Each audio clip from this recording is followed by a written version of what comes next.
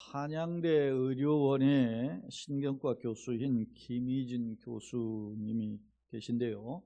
이분은 여성 의사로서 20여 년간 치매에 관련된 내용을 연구했다 하고 또 진료하신 바 있다 합니다. 이분의 강의 내용을 잠깐 들어보았는데 치매를 예방할 수 있다라고 강조해요.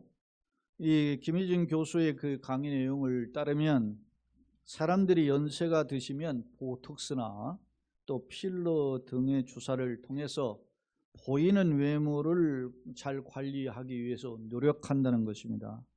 그래서 거기에 투자하는 시간, 물질은 아까워하지 않으면서 반대로 보이지 않는 뇌 건강을 위해서 노력은 전혀 안 한다라고 지적합니다. 그러면서 치매 예방을 위한 노력을 위해서 할 수 있는 노력이 뭐냐? 실제로 적용할 수 있는데 뇌의 노화를 막을 수 있는 방법이 있다고 하면서 몇 가지를 제시해요. 그 중에 이제 한 가지가 구체적인 노력으로 하루 일과를 돌아보면서 바둑을 두면 복기를 하잖아요. 근데 바둑을 둘 때 복기는 내가 어떻게 뒀는가, 상대방하고 나하고 둔 바둑을 둔 것을 혼자로도 다 상대방 수를 알면서 두어요. 고수들은, 하수들은 어떻게 뒀는지 전혀 몰라요. 근데 복기를 하는데 나의 하루의 일과를 복기하면서 글로 적어보라. 일기죠. 일기 쓰는 습관을 하면 치매를 예방하는데 탁월하다, 그렇게 이야기해요. 동시에 그렇지 않은 분들은 한자나, 연세도 있었으면 이제 한자나, 또 요즘 글로벌 시대이니까 영어를 또 하잖아요. 그러니까 영어 단어를 암기하고 적어보는, 그래서 하루에 몇 번씩이라도 그 단어를 반복해서 잊어버리더라도 또 읽어봐라. 읽고 외우는 습관을 하루에 반복해서 하면 뇌가 활성화됩니다. 그래서 뇌의 노화가 치매이기 때문에 뇌의 노화를 방지할 수 있다라고 역설합니다. 사랑하는 성도 여러분, 그렇다면 나는 이런 외적 건강의 회복을 위해서, 치료를 위해서, 그리고 노화를 방지하기 위해서 노력하고 있다면 반대로 내 내적 건강, 영혼의 건강을 위해서 어떤 노력을 하고 계십니까? 정말 하나님 보시기에 부끄럽지 않는 삶을 위해서 고민하느냐는 질문입니다. 인류 역사를 살펴보면 예수님을 알지 못하던 시대가 있었죠.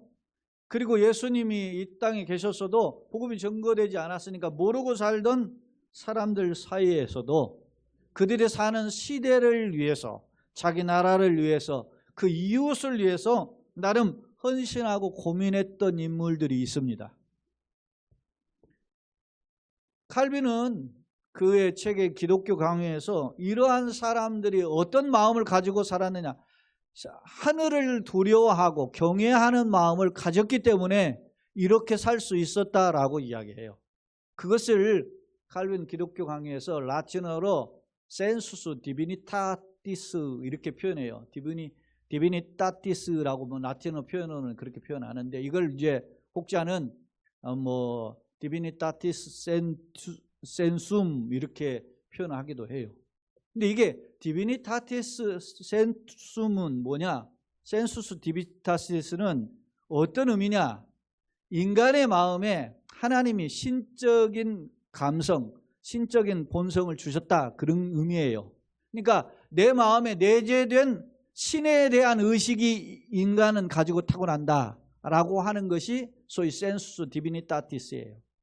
이 말은 뭐냐? 신에 대한 경외감을 가지고 있기 때문에 그가 예수 복음, 어떤 진리의 복음을 듣지 않았어도 내가 이 땅에 살면서 양심상 하늘을 두려워하는 마음으로 산다는 거예요. 그래서 그러한 두려워한 마음을 가지고 자기 삶도 절제하고 자기 삶의 이웃에 만나는 사람들에게, 누군가에게 유익을 주고자 노력한다는 거예요. 근데 반대로 이 칼빈은 그 기독교 강의에 또 이런 말을 해요. 인간의 마음은 우상 공작과 같다. 끊임없이 우상을 만들어낸다. 하나님을 경외하는 마음도 있지만 반대로 끊임없이 우상을 만들어낸다. 사랑하는 성도 여러분, 여러분은 어떤 마음입니까? 물론 우리는 하나님을 알죠. 하나님이 누구신가를 압니다. 하나님의 두 구원 계획을 스페셜한 계시를 통해서, 특별 계시를 통해서 하나님 구원 계획까지 알고 있습니다. 그렇다면 하나님을 모르던 시대에도 하늘을 향해서 야 이놈아 너 그렇게 살다가 천벌받아, 이렇게 경고함에 두려움을 가지고 살았던 사람보다 우리는 하나님이 우리에게 찾아오셔서 하나님이 누구신가를 알려주시고 하나님의 구원 계획도 알려주신 그러한 택한 백성으로서 나는 과연 어떻게 살아가는가? 나는 어떤 방향성을 가지고 사는가라고 되물어야 되는 것입니다. 여러분은 어떤 삶의 방향성을 가지고 계십니까? 최근 저는 코로나를 통해서 우리가 그런 어떤 소위 말하면 보이지 않는 학습을 한 거예요. 모이는 것을 좀 조심하고 조금 질병이 있으면 마스크하고. 최근에 지금 마스크를 착용하는 사람들이 많이 늘어났죠? 이게 학습 효과 아닙니까? 그런 과정을 겪으면서 우리 교회 예배 인원을 20명으로 제한했잖아요, 정부가. 그래서 우리가 또 교회 비난을 들으면서 거기에 어떤 맞춰가면서 학습하다 보니까 1부 예배, 2부 예배도 드린 적도 있지만 그런 3년의 과정을 폭풍처럼 지나면서 썰물처럼 빠져나가는 그런 현상을 목격하면서 이게 내가 목회를 계속해야 되나 하는, 제 개인적으로 친분이 있는 저희 선배 목사는 조기 은퇴를 했어요. 그러니까 나도 은퇴해야 되나 이런 생각을까지 고민한 것이 사실입니다. 물론 이러한 고민은 어디에서 준 겁니까? 환경적인 도전, 환경적인 장애물, 이런 것을 통해서 가진 생각이에요. 그러나 반대로 환경적 여건과 환경적인 도전과 장애물에도 불구하고 다시 일어서는, 오뚜기처럼 일어선 믿음의 선배들은 없었는가? 성경은 분명히 보여주고 있어요. 많은 사람들이 그것이 시대적인 흐름이니까, 한국 교회가 그렇게 가니까, 세상이 그렇게 요구하니까 우리도 어쩔 수 없다라고 하는 그러한 체념적인 표현도 하지만, 그러나 성경은 우리에게 어떤 방향성을 말씀하시는가?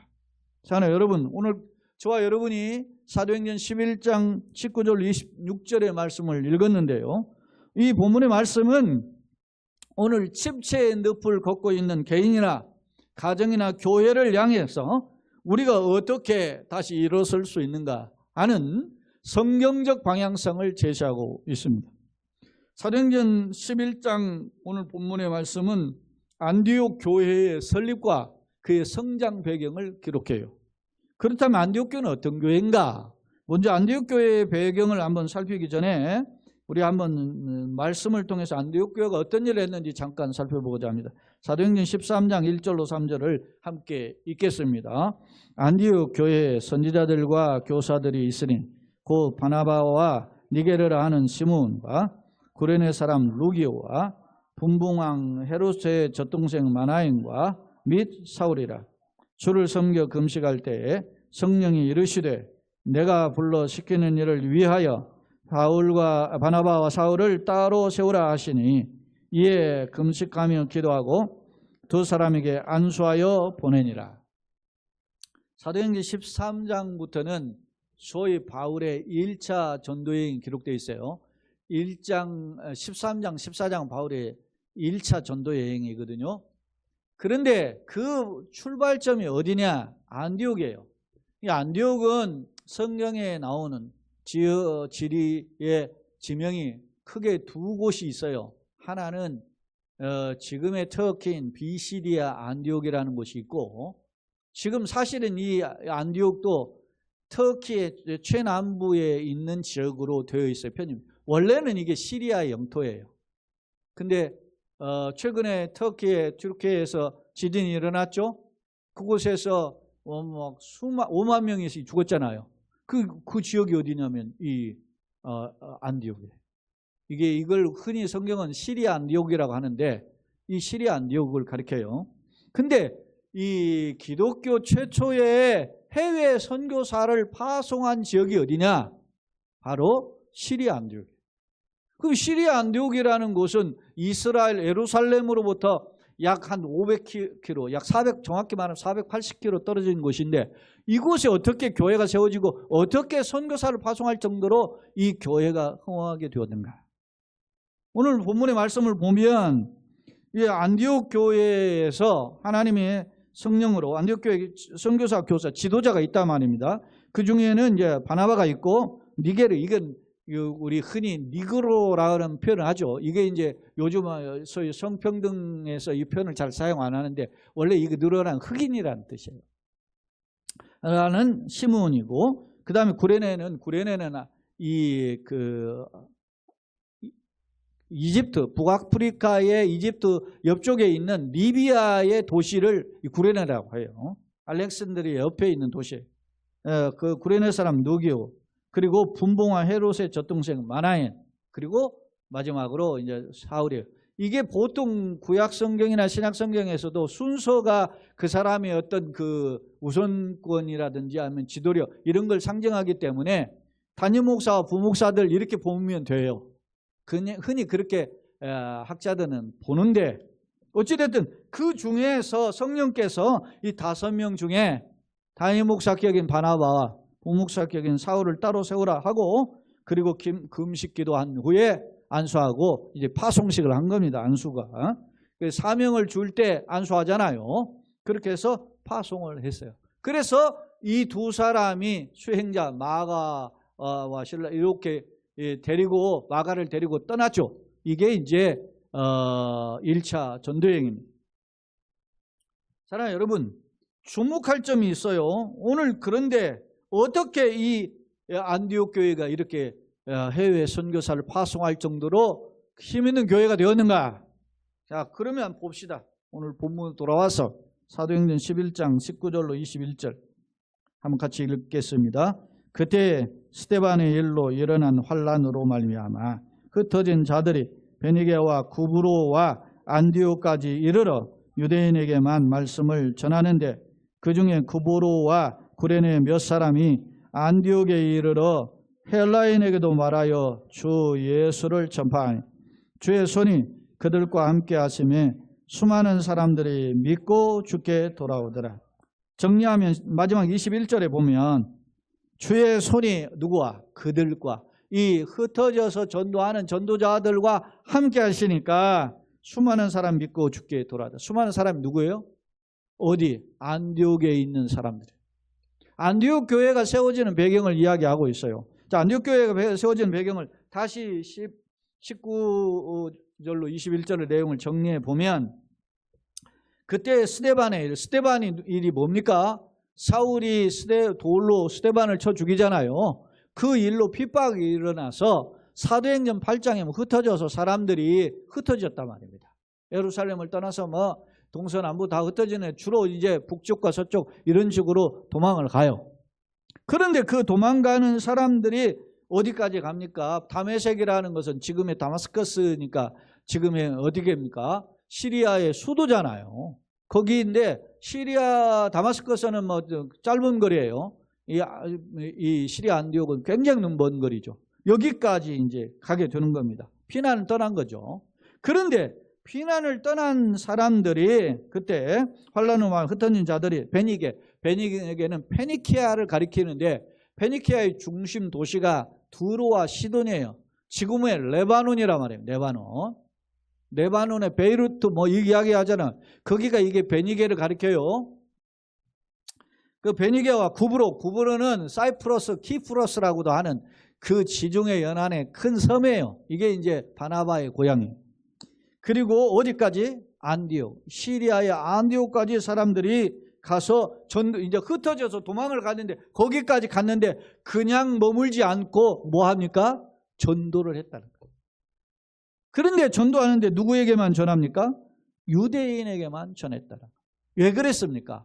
복음은 유대인에게만 주었다고 생각하는 것이 유대인의 선민 사상이라고.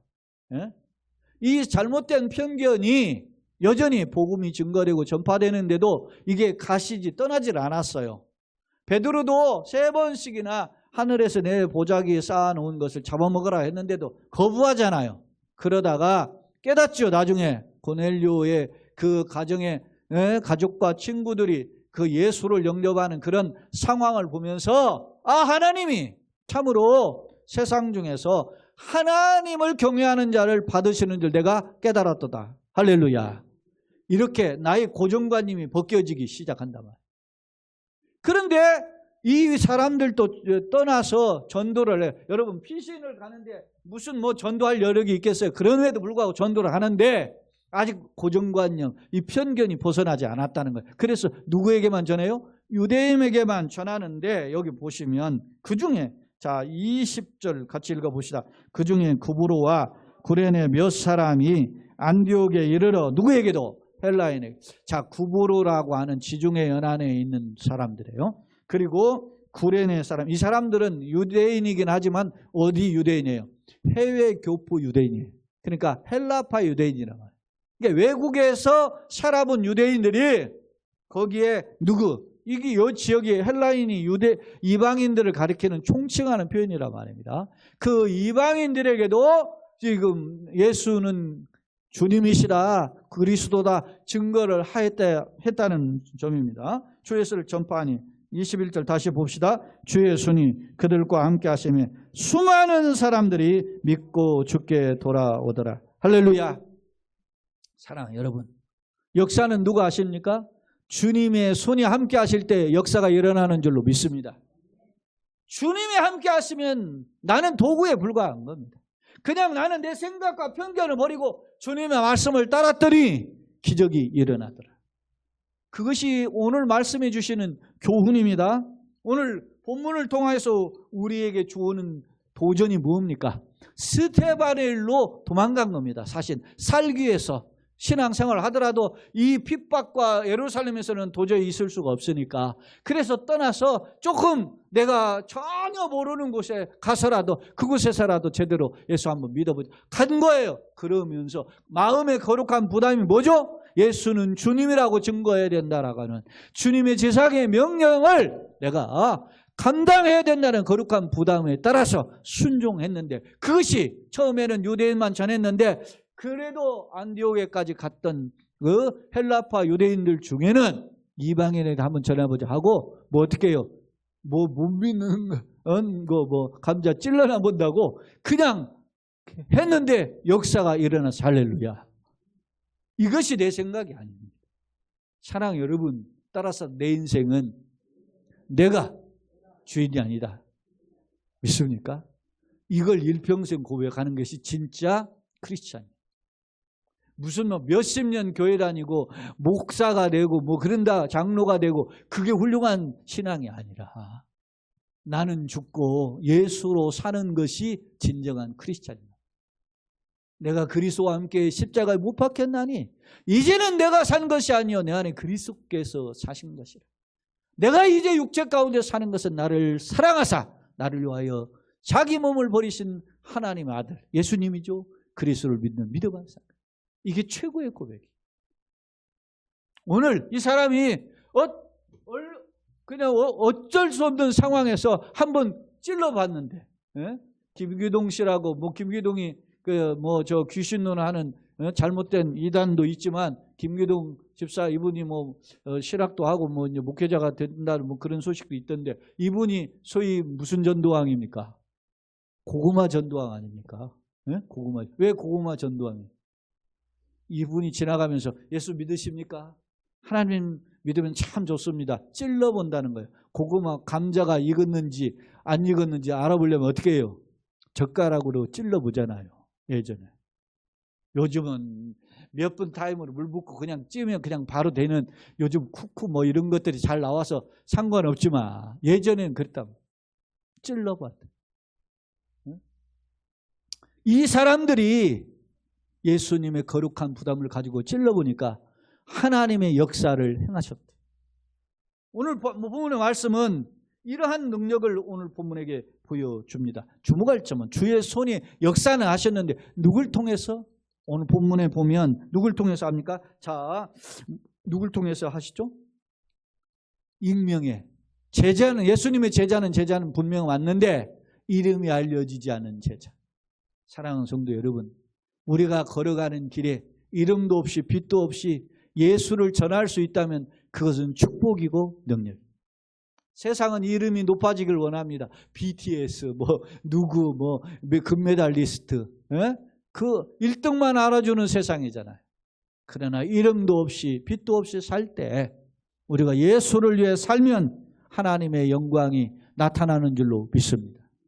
예수님의 오병이어의 기적을 일으킬 때 안드레가 가져왔습니다. 누가 가져온 떡입니까? 보리떡 5개, 물고기 2마리. 어린아이, 이름도 모르는 어린아이. 그것이 예수님의 축사하시고 베푸시는 기적의 어떤 면에서 보면 마중물이 된 거예요. 사랑하는 여러분, 때때로 우리는 그런 어깨에, 목에 힘을 주는 사람이 있어요. 내가 이 교회 설립 멤버야. 내가 이게 누군데 이런 이야기를 하죠. 물론 그것도 필요합니다. 그러나 그럼에도 불구하고 바울 사도의 고백처럼 내가 지금까지 한 것은 잊어버리고 배설물로 여기고 잡은 줄로 여기지 아니하고 표대를 향하는 마음. 오늘 무명의 그리스도인을 통해서 안디옥 교회가 시작된 줄로 믿습니다. 동시에 이러한 소문이 이제는 어디까지 들려지게 됩니까? 예루살렘에 들려지게 된 거예요. 자, 22절로 24절의 말씀을 함께 읽어봅시다. 예루살렘 교회가 이 사람들의 뭘 듣고? 소문을 듣고 바나바를 안디옥까지 보내니 그가 이르러 하나님의 은혜를 보고 기뻐하여 모든 사람에게 굳건한 마음으로 주와 함께 머물러 있으라 권하니 바나바는 착한 사람이요 성령과 믿음이 충만한 사람이라. 이에 큰 무리가 주께 더하여 제다라. 아멘. 오늘 본문의 말씀에 보면 이러한 소문이 안디옥에서 이방인들이 뒤집어내는 역사가 일어났다라고 하니까 안디옥에서 예루살렘 교회에서 깜짝 놀라서 안디옥의 교회에 지도자 한 사람을 파송합니다. 그 사람이 바로 바나바입니다. 바나바가 가서 이르러 보니까 하나님 은혜를 보고 어떻게 해요? 기뻐요. 여러분, 이런 게 있습니다. 아무리 하나님의 은혜를 받고 자기가 예수를 믿어도 성숙하게 하는 그 지도자가 필요한 거예요. 교회가 필요하다 말입니다.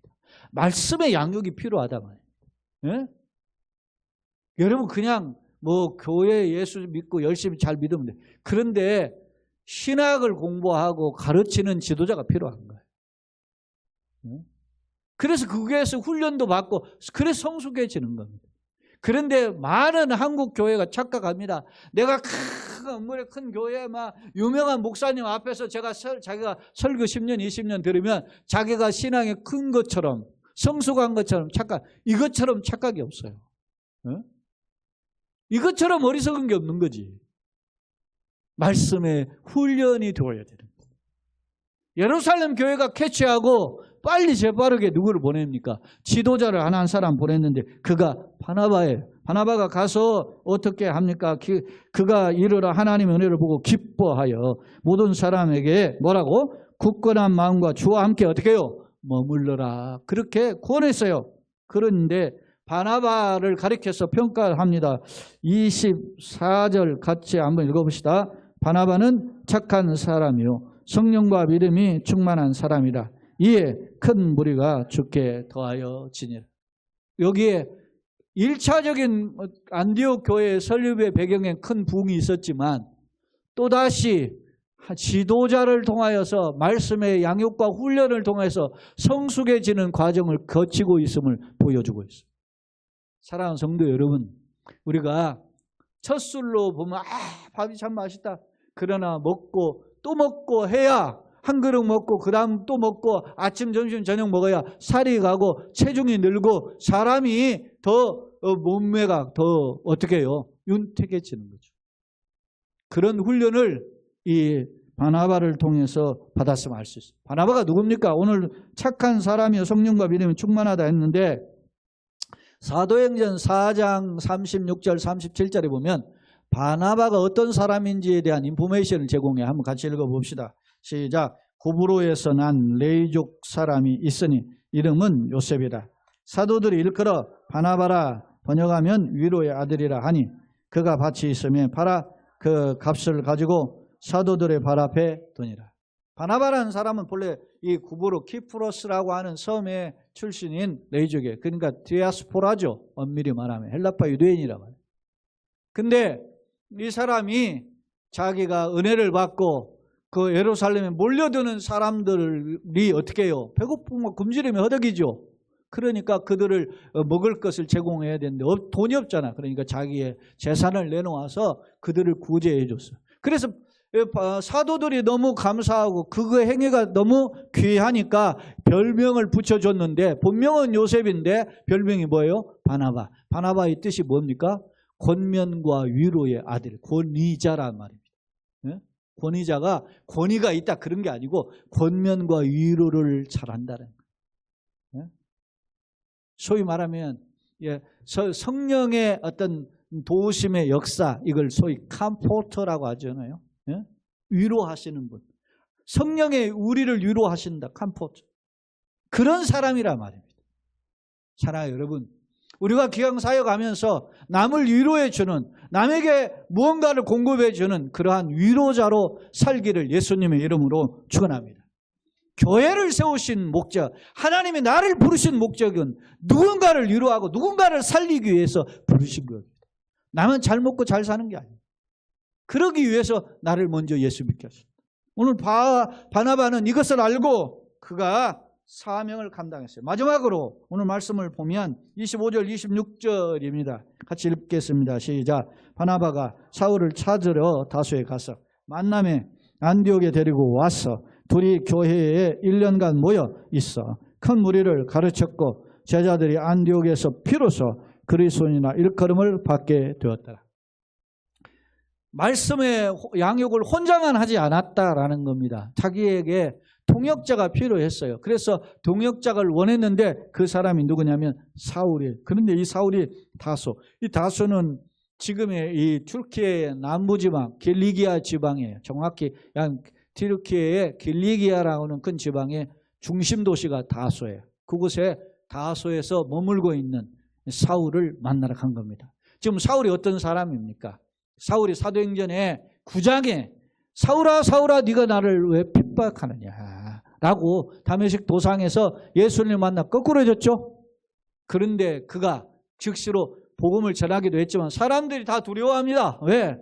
사울이 정말로 예수로 믿는 사람인가 긴가민가, 저거 혹시 말이지 첩자 아니야? 예수 믿는 척하면서 우리를 잡아들이려고 하는가, 이렇게 불신하는 사람들이 많았어요. 그리고 사울은 고민을 했어요. 여러분, 다메섹 도상에서 사울이 누굴 만났어요? 예수님을 만났잖아요. 어떤 예수님? 부활의 예수님. 자기가 죽었다고 생각한, 그래서 그걸 믿는 자들은 어리석다고 생각한 그 예수를 자신이 만난 겁니다. 그래서 바울이 충격을 받았어요. 자기는 바리새파에서 성경에 능통한 그런 훈련을 받은 사람인데, 아니 자기가 생각한, 그래서 예수가 죽었는데 그 살았다고 증거하는 놈들을 믿지 못하니까 돌로 쳐 죽인 거 아닙니까? 그런 예수를 자기가 만난 뒤에 뒤집어졌는데, 그래서 그가 성경을 연구하기 위해서 저 아라비아 광야에서 3년간을 보내면서 시간을 이게 갈라디아에서 나오는 내용이에요. 보내면서 구약 성경과 예수를 매치를 시킨 거예요. 그리고 그런 훈련을 다 한 뒤에 어디 와서 지금 고향인 다소에 와서 머물고 있는데 누가 사용하지 않죠. 그런데 하나님이 누구를, 멘토인 바나바를 보내주신 거예요. 바나바를 보내주셔서 바나바가 그를 데리고 와서 함께 동역하면서 담임 목사, 부목사로서 동역을 한 거죠. 그렇게 하면서 안디옥 교회의 복음을 전하니까 여기 보시면 26절에 만남에 안디옥에 데리고 와서 둘이 교회 1년간 모여 큰 무리를 가르쳤고 제자들이 안디옥 교회 어떻게? 비로소 그리스도인의 일컬음을 받겠다. 저놈들은 예수쟁이야, 그런 뜻입니다. 비로소 그리스도인이라는 말은 저것은 그리스도의 것들이야, 이런 뜻이에요. 비아냥거리는 속된 속칭이에요. 이게 크리스찬이라는 말은. I'm Christian, 나는 기독교인이라는 말은 나는 예수에 속한 자야, 나는 예수쟁이야, 그런 말입니다. 세상이 비아냥하는 말을 나는 그대로 받아들이는 말입니다. 비로소 그리스도, 이 말은 무슨 말입니까? 다른 사람들이, 불신자들이 그들을 교회 안디옥 교인들을 볼 때 구별된 사람으로 분류했다는 말입니다. 사랑하는 여러분, 오늘 우리는 이 세상 속에서 어떤 자인가를 분명히 보여줘야 돼. 어떤 자? 돈 좋아하는 자가 아니야. 예? 팀 켈러라고 하는, 작년에 돌아가셨죠. 유명한 리디머 교회를 세우시기도 하고 웨스트민스터 교수도 하고 한 실학자이면서 목회자예요. 이분이 무슨 말을 해서 한국에 와가지고 강의 한번 몇 년 얼마 전에 했었는데 뭐라고 하냐, 한국 교회를 경고를 했어요. 뭐라고 경고했어요? 한국 교회에 위기가 빠졌다. 무슨 위기냐? 권력과 돈의 위기에 빠졌다. 유럽 교회가, 미국의 교회가 타락해 가는데 이것 때문에 타락했다. 권력과 돈의, 권력의 맛을 보고 돈의 맛을 보니까 교회가 성장하는 것 같다가 무너졌단 말입니다. 우리가 이걸 지금 겪고 있잖아요. 코로나 때문에 이 교회가 무너지는 게 아니라 돈 때문에 무너지는 거예요. 돈 때문에. 예? 내 스스로 평가합니다. 돈이 있으면 목에 힘을 줍니다. 돈이 없으면 빌빌 깁니다. 헌금도, 교회도 헌금을 하면 떳떳하게 교회 생활하고 헌금 못하면 꼬리를 내립니다. 왜? 누가? 교회가 그렇게 강조하지 않은데 이런 세상이 그대로 교회 안에 침투되어 있기 때문에 오늘 이런 것을, 이런 세상 속에서 흔들리는 맷집을 말씀을 통해서 키우기 위해서 예배당에 올라오신 줄로 믿습니다. 하나님의 말씀에 내 맷집을 키워야 된다. 썩어질 것에 내 마음을 투자하지 말고, 오늘 바울과 바나바가 같이 동역을 하니까, 바나바가 사울을 데려가 동역하니까 안디옥 교회의 교인들의 맷집이, 영적 맷집이 커진 줄로 믿습니다. 똑같이 건투 선수에도 아마추어하고 프로는 달라요. 아마추어는 링에 오를 수가 있어. 그러나 프로를 이길 수가 없어요. 마찬가지 아닙니까? 우리 영적 전쟁이 있을 때, 우리가 영적 전쟁에 사탄하고 맞짱을 뜨는데 우리가 이길 수 있습니까? 우리 힘으로는 못 이깁니다. 그런데 예수의 힘으로 이기는 줄로 믿습니다. 오늘 본문에 바나바는 사울이 어떤 사람인가를 잘 알아요. 디모데전서 1장 15절에 사울 스스로 이야기하죠. 뭐라고 하니까 나는 죄인 중에 괴수라. 마지막 부분에 밑보다 모든 사람이 받을 만한 이 말이요. 이 말은 무슨 말이에요? 예수 그리스도께서 죄인을 구원하시고 세상에 오셨도다. 이게 최고의 소식이라는 굿뉴스, 유앙겔리온. 그런데 나는 누구예요? 이 소식을 받을 자격이 없는 놈인데, 죄인 중에 괴수인데 이 소식 때문에 내가 소위 뒤집어졌다. 그것을 캐치하고 데려다가 사역을 하니까 안디옥 교회의 역사가 일어나. 사랑하는 성도 여러분, 말씀을 정리해 보겠습니다. 하나님의 사용하시는 기준은 조건과 환경과 그 사람이 가지고 있는 어떤 재능이 아니에요. 지식이 아니에요. 물론 그것을 활용하시지만 정작 하나님의 손에 붙들렸는가를 주목하십니다. 오늘 나는 어떠합니까? 사랑하는 성도 여러분, 나의 모습은 어떠합니까? 나는 과연 예수님의 놀라운 이 계획에 쓰임받기를 위해서 자신을 준비합니까? 아니면 세상 맷집만 키우기 위해서 자신을 비리하게, 그래서 비만증으로 있다가 각종 질병 앞에 그냥 무너지진 않습니까? 어거스틴이 유명한 말을 했어요.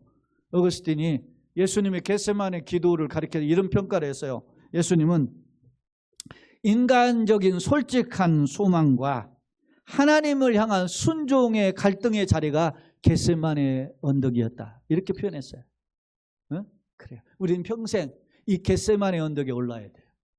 나의 인간적인 생각, 그리고 하나님의 뜻에 순종하고자 하는 그 갈등을 예수님께서 하셨던 것처럼 나도 해야 된다는 거죠. 앞서 언급했던 팀 켈러가 그런 말을 했어요. 기도라는 책에 그런 말을 했어요. 기도가 뭐냐? 기도는 참다운 자기 인식의 자리에 들어가는 것이 기도다. 그런 말을 했어요. 내가 누군지, 나를 왜 하나님 부르셨는지 깨닫는 자리가 기도라는 거예요.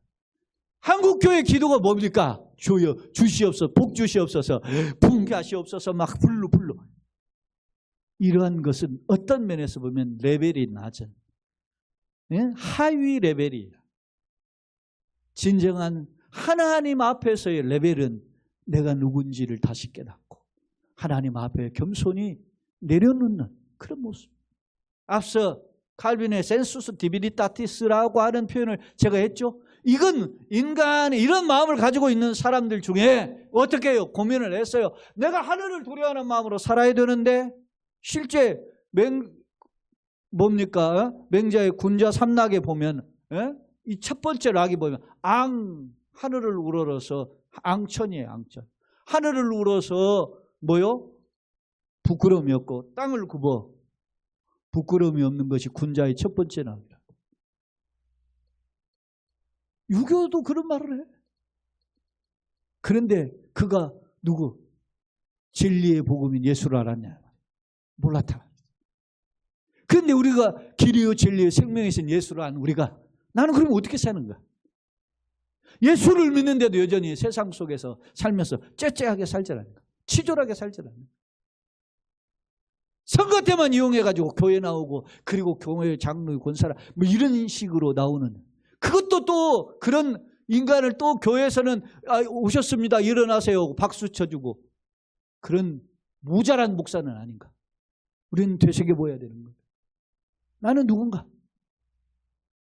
오늘 내 마음에 단순한 신의 의식 감정인 정도가 아니라 나를 이끌어주시고 나를 변화시킨 예수 그리스도가 나의 삶을 이끌어가 주시옵소서. 주님 앞에 결단하며 다시 한번 이 무더위 다시 한번 재충전해서 한 주간도 힘있게 살기를 원합니다. 도와주시옵소서. 그렇게 기도하는 현장이나 또 영상으로 참여하는 우리 교우들 모두에게 주님의 은혜가 충만히 임하시기를 예수님의 이름으로 축원합니다. 아멘.